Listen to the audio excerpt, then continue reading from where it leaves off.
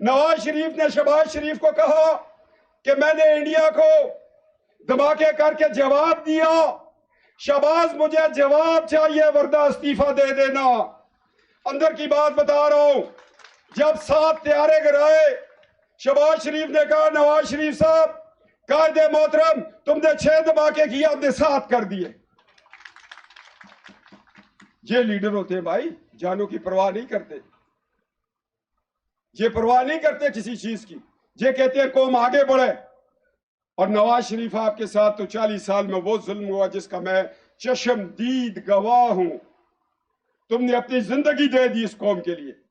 آج ہم خان قیوم کا جشن منائیں، ان کے لیے دعائیں مغفرت کریں، مگر اس نظریے کو تو صرف نواز شریف نے کیری کیا، اس نے آگے بڑھایا۔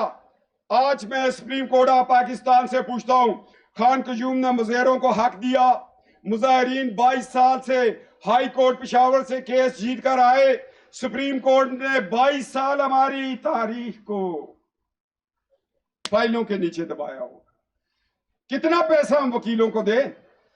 کیا ہمارے آباء و اجداد نے پاکستان اس لیے حاصل کیا تھا کہ ثاقب نثار کے آگے جھکے رہے، اجاز افضل کے آگے جھکے رہے، گلزار کے آگے جھکے رہے، کھوسا کے آگے جھکے رہے، اجاز الحسن کے آگے جھکے رہے، عظمت سعید کے آگے جھکے رہے؟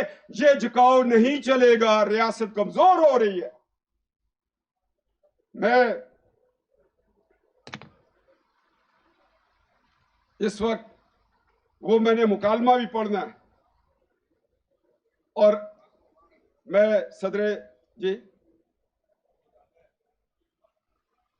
جانا تو ایک دن سبھی نے،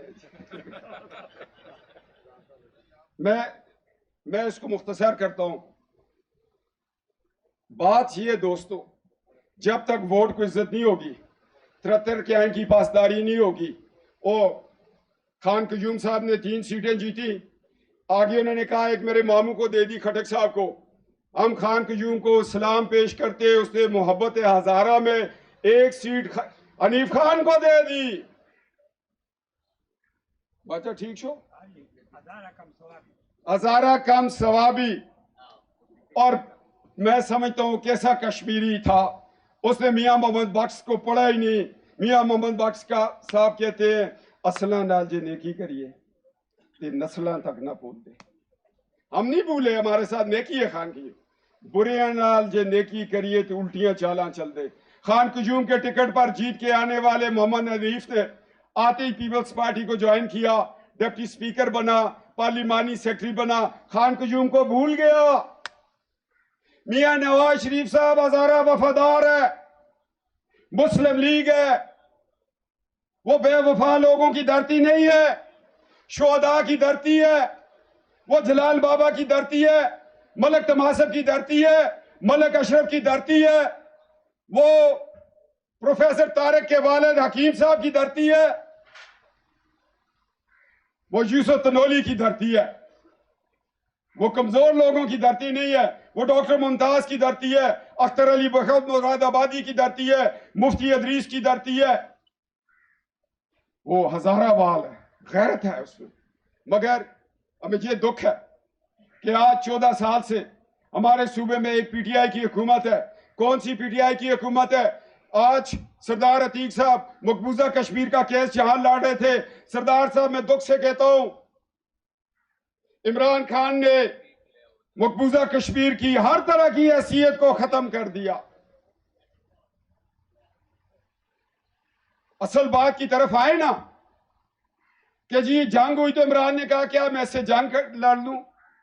313 نے یہ نہیں کہا تھا کہ یا رسول اللہ صلی اللہ علیہ وسلم سامنے لشکر ہے، ہم 313 ہیں، اللہ کے محبوب نے کہا تم 313 ہو، اللہ کی نصرت تمہارے ساتھ ہے، فتح تمہاری ہوگی۔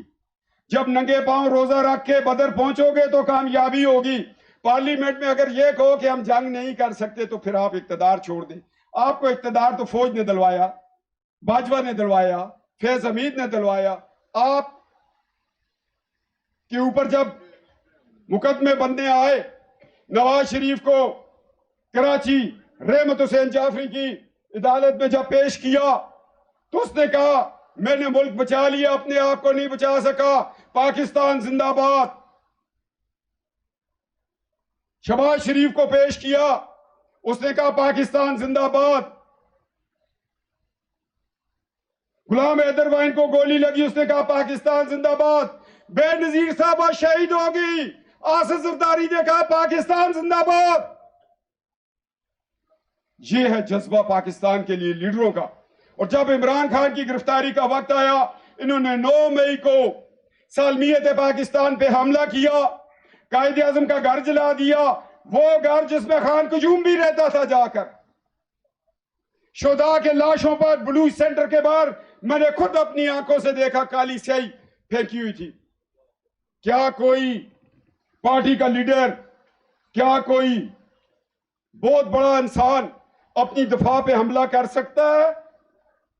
आज हरिपुर में हम इलेक्शन इस बुनियाद पे लड़ेंगे कि 9 मई के मुल्जम और मुजरम को हुकूमत वक्त और आईने पाकिस्तान ने नायल कर दिया।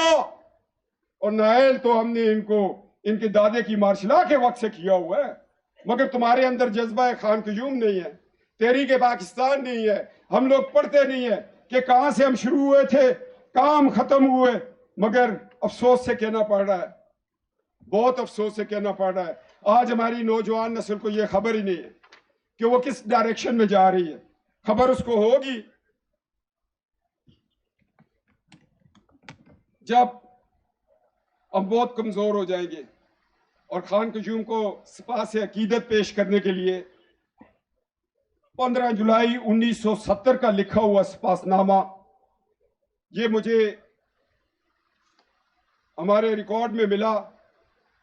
मैंने सुबह पीर साबर शाह साहब के साथ मीटिंग थी, मैंने कहा मैं वालिद साहब की लाइब्रेरी में चीज़ें ढूंढ रहा था, तो उन्होंने उनके पास उनकी डायरी में एक पीर साबर शाह का सिरी कोड का 6647 नंबर भी मुझे मिला।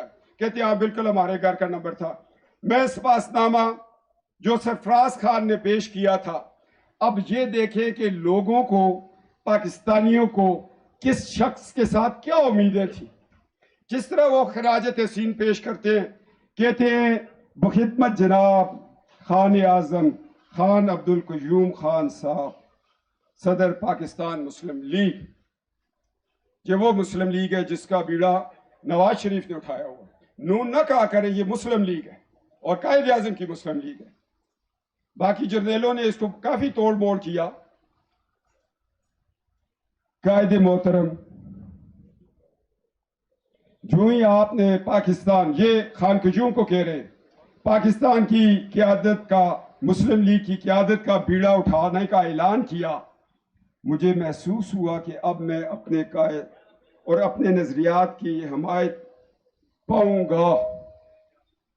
नजरिया देखें और उस शख्स पे एतमाद देखें। मेरे अजीज़ों अकारब और दोस्त पाकिस्तान मुस्लिम लीग में शामिल होना शुरू हो गए हैं, लेकिन मैं इस वक्त तक रस्मी तौर पर हिस्सा लेने से कासिर था, चूंकि सरफराज खान उस वक्त डिप्टी कमिश्नर थे और हुकूमत पाकिस्तान से इजाजत न हो जाने पर अब दोबारा इस मरले को तय कर रहा हूं। आज पाकिस्तान मुस्लिम लीग और कायदे आजम की क़यादत में शमूलियत का बड़ा फख्र और खुशी से ऐलान करता हूं। CSP ऑफिसर है, वो इसकी क़यादत को कहते हैं, मैं खुशी से ऐलान करता हूं। उसका एक विजन था, उसकी सोच थी कि यही शख्स है जो पाकिस्तान को भंवर से निकालेगा। जनाबे वाला, आपने क्या में पाकिस्तान के लिए जो किरदार अदा किया वो कभी कौम फरामोश नहीं कर सकती। आपने हमेशा इन नासिर का मर्दाना वार मुकाबला किया,